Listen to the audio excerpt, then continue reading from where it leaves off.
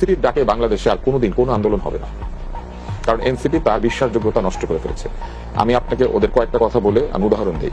NCP নেতারা বলেছে, কিন্তু এনসিপি তো এখন শক্তিশালী, তারা এখন জামাতের 6টা আসন পেয়েছে, সেই জন্য এই শক্তি কিরকম বুঝছেন? জামাতের সঙ্গে জোট করেছে সেজন্য না না, হ্যাঁ অবশ্যই তাদের শক্তি হচ্ছে জামাত ইসলামের শক্তিতে তারা শক্তিমান।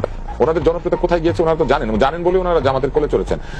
সোহরাব আর রুস্তমের গল্প পড়েছেন না, রুস্তমের কোলে সোহরাব ঘুরে বেড়ায়, রুস্তমের শক্তি হচ্ছে সোহরাবের শক্তি। সোহরাব তো দুধের শিশু।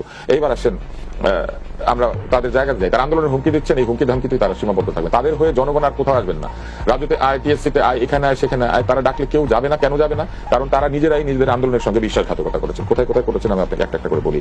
প্রথমত তারা স্বজনপ্রীতির বিরুদ্ধে কথা বলেছেন, কিন্তু যতক্ষণ তারা উপদেষ্টা ছিলেন তারা অসংখ্য লোককে তাদের তদবিরে বিভিন্ন জায়গায় বসিয়ে দিয়েছেন। সরকারে দলীয়করণ করা হয়েছিল, অন্তর্বর্তী সরকারের সময় বিশেষ কিছু দলের লোকজনকে সব জায়গায় বসানো হয়েছে। সেটা বসানোর সময় তারা যোগ্যতার বিবেচনা করেন নাই। ঢাকা নর্থ সিটি কর্পোরেশন এজাজকে বসিয়ে দিয়েছিলেন এই শীর্ষ উপদেষ্টা আসিফ, এবং আসিফ শুধু সেখানে করেন, তিনি ক্রিকেট বোর্ডে 12টা বাজিয়েছেন, সেটাও করেছেন। বাংলাদেশের ক্রিকেট দল বিদেশে খেলতে যেতে পারেনি, কারণ ওই সরকারের সিদ্ধান্ত, এটা ক্রিকেটারদের সিদ্ধান্ত ছিল না, বোর্ডের সিদ্ধান্ত ছিল না। সব জায়গায় তারা দলীয়করণ করেছেন, নিজেদের প্রভাব বিস্তার করেছেন, নিজেদের আদেশ দিয়ে কাজ করিয়েছেন। তারা এমনকি নিজের এলাকাতে 1000 কোটি টাকা বরাদ্দ দিয়ে দিয়েছেন। এগুলো যে তারা করেছেন, তারা কি তখন সমতার শাসন এনেছিলেন? তারা বৈষম্য নিজেরা তৈরি করেছেন, বৈষম্যের বিরুদ্ধে কথা বলেছেন, অথচ এক জেলার উপর আরেক জেলাকে প্রযুক্ত করেছেন, এক উপদেষ্টার উপর আরেক উপদেষ্টাকে প্রযুক্ত করেছেন। কুমিল্লাকে এবং কিছু কিছু জায়গাকে তারা এমন একটা অবস্থায় নিয়ে গিয়েছেন যে মনে হচ্ছিল যে কুমিল্লাই বাংলাদেশ। এবং শেষ পর্যন্ত তারা নিজেরা নির্বাচনে আগ্রহ প্রকাশ করেছেন, যখন টের পেয়েছেন যে একা জিততে পারবে না, তখন গিয়ে জামাতের উপরে চড়াও। তারা জুলাই যোদ্ধাদের চিকিৎসার ব্যবস্থা ঠিক মতো করেন নাই, এবং তাদের যে উপদেষ্টা সেখানে যে দুর্নীতি হয়েছে এর অসংখ্য সাক্ষী আছে।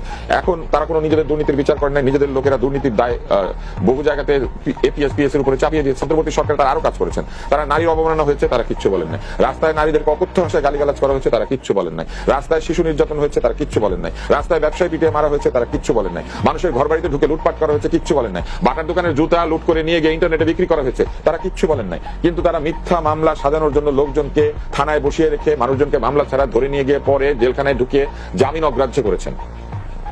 তারা বিচার বিভাগের স্বাধীনতার কথা বলেছেন, কিন্তু বিচার বিভাগকে রীতিমতো পরাধীন বানিয়ে রেখে দিয়েছিলেন তাদের সময়। তাদের কথায় লোকজন গ্রেপ্তার হয়েছে, তাদের কথায় লোকজন ছাড়া পেয়েছে। এটা করেছে কবর খুঁড়ে লাশ তুলে এনে পোড়ানো হয়েছে। একজন মুক্তিযোদ্ধার কবরের উপরে গিয়ে আগুন ধরিয়ে দেওয়া হয়েছে, আমাদের চট্টগ্রামের বাদল ভাই। এই কাজগুলি যখন করা হয়েছে, সামান্য নিন্দা, সামান্য ব্যবস্থা এই অন্তর্বর্তী সরকার নেয় নাই। ভিডিও থাকার পরেও কারাই মপ করছে, তাদের থেকে কাউকে গ্রেপ্তার করে আইনের মুখোমুখি তারা করে নাই। ছাগল যে চুরি করে, আপনার কি মনে হয় কোটি কোটি টাকা সামনে ছিল তারা সব সৎ ছিল? তাদের বিভিন্ন দুর্নীতির কাহিনী এখন প্রকাশিত হচ্ছে, এবং সেই সব দুর্নীতি নিয়ে যখন কথাবার্তা উঠছে তখন এক একজন এক এক রকম কথাবার্তা বলছেন। এইগুলির সমালোচনা আমরা করা বন্ধ করে দেবো, আমরা এগুলো সমালোচনা করা বন্ধ করে দেবো এখন।